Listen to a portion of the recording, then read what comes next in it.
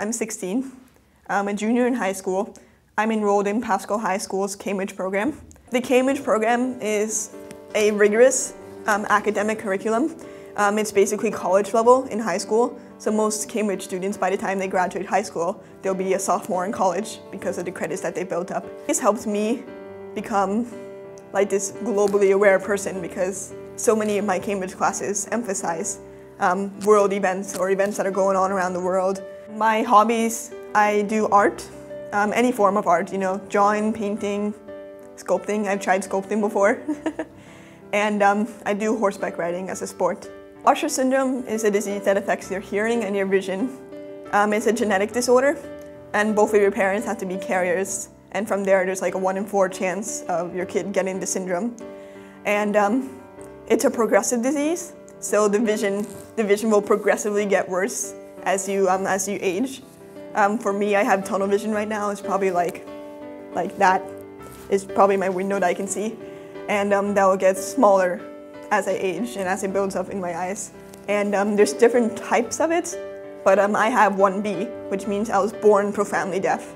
So that's not a progressive thing for me, I was just born that way. And we found out about the vision a bit later, like a year ago. I made it as a symbol of Usher syndrome, specifically the vision loss part of it. It is kind of a fact that one day I will eventually lose my vision to some extent. I'm not sure if I'll be completely blind or not, but these were done without looking at the paper. So they're called blind contours, and it's kind of a play on the name of these. And then obviously that's a self-portrait with a blindfold over the eyes. So it's art in the lack of vision, like what it would be like to try to do art without being able to see. I use a cochlear implant to hear. It's a device that replaces the function of your cochlea when it's not working, like for me it's not working. So it's on my ear here. And basically the sound gets processed through a microphone and it electrically transmits into the implants, and that's how I hear. Well, I think since elementary school, I've always had a team of people there helping me with the accommodations and helping me know that despite any disabilities I might have, I can still be a normal student and be in a normal classroom. I think having that has really helped me a lot in realizing that I'm not limited by my disabilities. And I think that's really built me up to be who I am today.